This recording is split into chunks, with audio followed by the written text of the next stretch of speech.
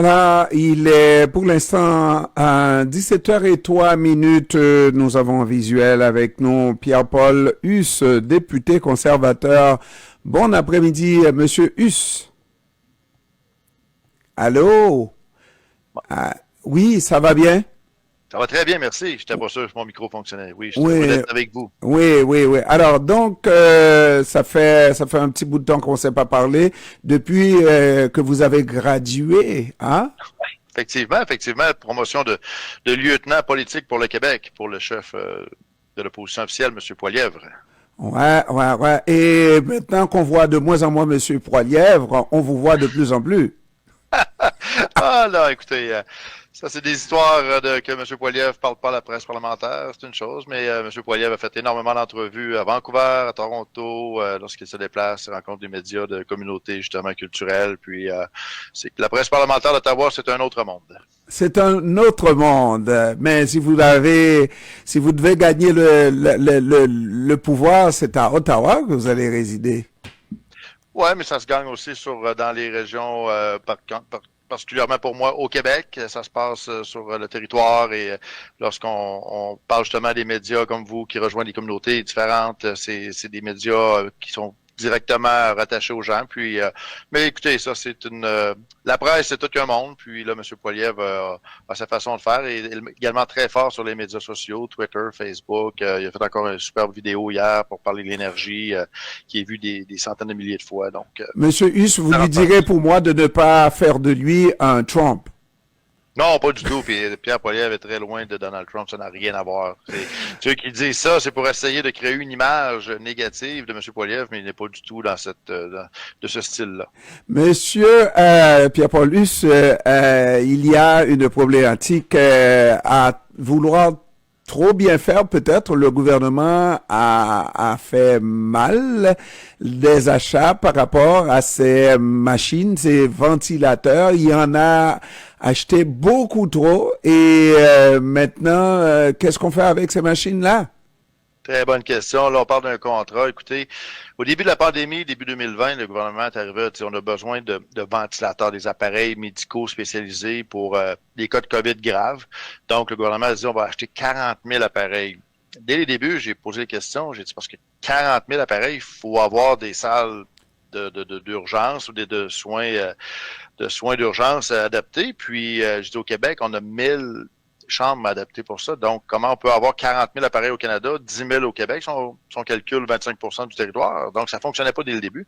Et là, ce qu'on s'aperçoit Excusez-moi, aujourd'hui. Monsieur Huss, moi je n'ai jamais vu ces machines-là. Est-ce que c'est des machines qu'on utilise une fois et puis Non, après non, c'est des non, machines c'est des appareils qui reviennent environ à 25 000 chacune. C'est quand des même là. respirateurs mécaniques. C'est un espèce de respirateur mécanique Ouais. lorsque les gens qui ont, bon.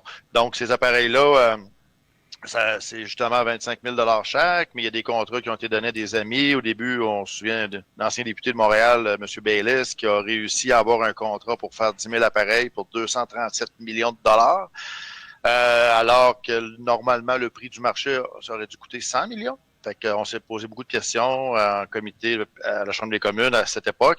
Et là, aujourd'hui, ce qu'on apprend dans la presse, c'est que finalement, le gouvernement avait rapetissé la commande de 40 000 à 27 000, mais même les 27 000 ne servent presque pas. Et s'il y avait une autre pandémie encore plus grave que la COVID, le gouvernement a calculé finalement qu'on aurait besoin de 13 000 appareils au maximum. Donc, actuellement, on va garder en entrepôt 13 000 appareils pour au cas qu'on ait une pandémie encore plus grave. Et on a 13 000 appareils dont on ne sait pas quoi faire avec. Mais tout ça, ça a coûté plus de 807 millions de dollars aux contribuables canadiens. Et on parle de moi dans l'article justement parce qu'en il y a un an et demi, j'ai posé la question. J'ai dit, pourquoi arrêter, couper les contrats? Pourquoi gaspiller autant d'argent pour des appareils qu'on sait déjà que ça fait même pas de sens? Et on m'avait répondu même à l'époque, on envoie pour aider en Inde, au Pakistan. OK, bon, j'ai dit, c'est bien, mais là, on apprend qu'il y en a 500 seulement qui ont été envoyés là-dedans. C'est la mauvaise gestion gouvernementale, encore une fois, des centaines de millions de dollars que c'est parce que juste la question de base, comment peut-on utiliser 40 000 appareils? Parce que c'était le chiffre au début. 40 000 appareils au Canada, c'était physiquement impossible. Donc, Pierre-Paul comment on Huss, peut avoir ces chiffres en tête? il faut pas seulement poser des questions, il faut leur apporter des solutions. On fait des petites annonces sur Kijiji. Ouais, mais là, voyez-vous, depuis ce matin, j'ai des gens qui me parlent d'opérations des Nations Unies où des militaires canadiens sont déployés, qui auraient des besoins pour les unités médicales. Ils n'en ont pas. Ils disent, on devrait avoir ça, cet appareil-là. Il y a même au niveau du Québec, des opérations dans le Nord pour des communautés autochtones qui ont des besoins d'appareils de ce type-là qu'on n'a pas. Donc, je peux pas croire qu'il y aura pas une réévaluation et qu'on pourra pas au moins redistribuer dans des endroits où on peut en avoir besoin et non pas simplement les mettre dans des tablettes dans des entrepôts d'Ottawa qui vont prendre la poussière. Mais sérieusement, lorsqu'on fait une erreur aussi majeure, n'est-ce pas, et c'est quand même l'argent des contribuables, c'est pas du Monopoly, n'est-ce pas?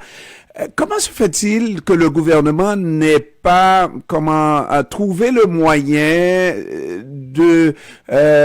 pour une forme d'utilisation, que ce soit à l'international, je ne sais pas, de manière à justifier la dépense? Je pense que ça se fait.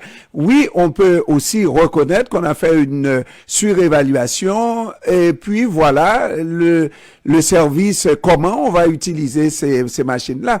Il me semble que ça... C'est comme je viens de mentionner dans le fond, à partir du moment là, on a les appareils. Donc, est-ce qu'on peut en redistribuer à l'international? Est-ce, comme je mentionne, est-ce qu'on a des besoins nationaux chez nous, dans les provinces? Est-ce qu'il y en a qui pourraient s'en servir, qui ont peut-être même pas pensé? Il faut vraiment trouver une utilité parce que sinon, ce serait complètement stupide de mettre en entrepôt des appareils qui vont prendre la poussière, là, qui ont coûté 800 à 4 millions de dollars. Mais il reste que c'est ça. L'évaluation de base, écoutez, la politique, le travail des fonctionnaires, il y a des commandes politiques. Au début de la pandémie, il y avait une urgence, on est tous d'accord, c'était complexe, mais il reste qu'à la base, le calcul. Lorsqu'un des gens arrivent et disent on va en commander 40 000, ça prend quand même quelqu'un qui lève un drapeau, est-ce qu'on a vraiment besoin de 40 000? C'est quand les commandes sont données, puis que ça part en catastrophe, puis l'argent, c'est comme on a un compte de banque ouvert, puis c'est ce qui a fait en sorte qu'on a 500 milliards de dollars dans les 2 ans de la pandémie qui a été dépensé au Canada. Là-dessus, il y a 300 milliards, vous savez, qu'on peut accrocher directement à l'aide par rapport à la pandémie, les aides de la PCU, ces choses-là. Mais il y a 200 milliards, c'est de l'argent, pas des millions, des milliards, où le directeur parlementaire du budget a dit on n'a aucune idée c'est allé où cet argent-là. Imaginez-vous comment on a dépensé de l'argent. Et dans tout ça, vous n'avez pas parlé de ces vaccins entraux aussi, là, qui sont passés date et qu'on a dû mettre aux poubelles, là? J'ai vu hier, je pense qu'il y a 1 milliard de doses de vaccins, non pas 1 milliard peut-être en valeur, mais en quantité, écoutez, c'était astronomique. Encore là, c'est sûr que au début, souvenons-nous, je ne sais pas si on en a déjà parlé ensemble, au début de la pandémie, le gouvernement canadien a perdu des mois à négocier ces vaccins parce qu'on avait commencé à faire une entente avec CanSino, une compagnie chinoise. Puis finalement, la Chine a retiré, ça nous a fait perdre 4-5 mois au début de la pandémie. Par la suite, on s'est retourné, on a payé 2, 3 fois, 4 fois le prix pour le Pfizer, le Moderna et les autres vaccins parce qu'on était en retard pour essayer de rattraper. Puis finalement, le gouvernement a fait des ententes avec 7 compagnies, puis a fait des précommandes. Là, on s'est ramassé avec des surplus, puis on se ramasse aujourd'hui avec des précommandes que le gouvernement a fait, que finalement, les Canadiens, plus de 90% des Canadiens sont vaccinés, triple fois. Puis là, on a des stocks qu'on ne sait pas quoi faire avec. Et encore là, on a un programme COVAX. Le Canada fait partie de COVAX, un programme qui est là pour redistribuer les vaccins à travers dans les pays qui en ont besoin, qui n'ont pas les moyens d'en avoir. Et pour ajouter l'insulte à l'injure, au début de la pandémie, le Canada est en retard. On a reçu des vaccins AstraZeneca en provenance du programme COVAX. Et là, maintenant, on a des surplus, on n'est même pas en mesure de les redistribuer, on ne les redistribue même pas aux pays qui pourraient en avoir besoin. Donc, c'est une gestion qui est assez catastrophique. Naturellement, lorsqu'on est dans l'opposition, on a le beau rôle de critiquer. Est-ce que vous imaginez qu'est-ce qui pourrait être à l'origine de ces calculs-là? Est-ce que c'est... mettez-vous à la place du pouvoir. Vous faites face à une pandémie. C'est la panique et puis vous voulez bien agir. Est-ce que ça pourrait justifier de telles erreurs, de graves erreurs qui nous coûtent? Vous avez le mot juste, je crois, vous avez dit la panique.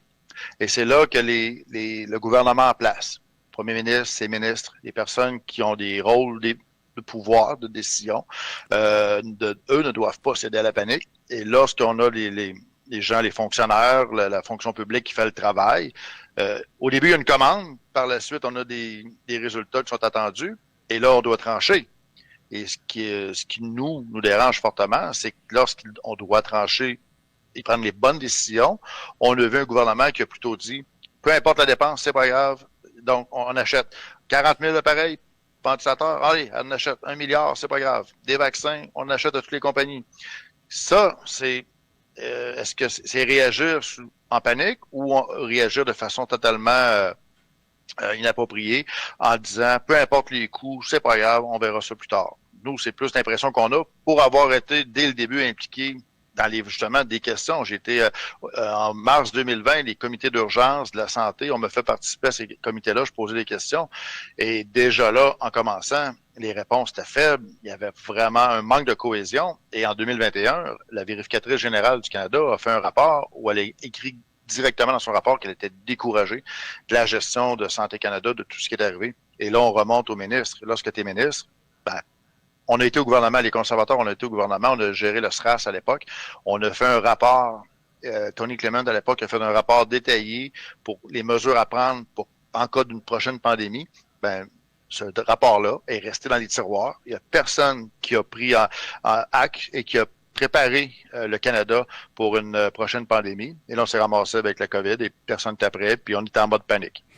Donc, revenons au point, c'est que dépendamment qui est en place, qui sont les ministres en place, et le premier ministre, c'est là que des décisions importantes et stratégiques doivent être prises à la fin. Et c'est ce qui a malheureusement été mal fait. Naturellement, il y a beaucoup d'argent qui ont été dépensés et il y a des entreprises de Big Pharma qui ont fait beaucoup d'argent. À un moment donné, est-ce qu'il va y avoir une enquête pour savoir s'il y a eu à tout le moins de la négligence dans la façon de dépenser les sous des Canadiens? C'est ce qu'on a demandé à la dernière élection. Justement, on avait mentionné dans notre programme, on voulait faire une commission là, d'enquête qui ferait le tour de toute la situation.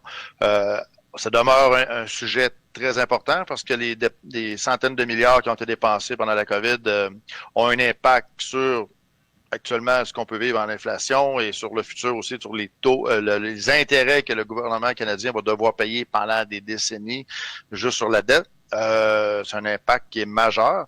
Dans les prochaines années, on va vouloir payer des différents programmes. On va avoir des contraintes budgétaires causées par ce qui s'est passé avec la pandémie. Donc, c'est sûr et certain que de notre côté, on veut faire la lumière là-dessus.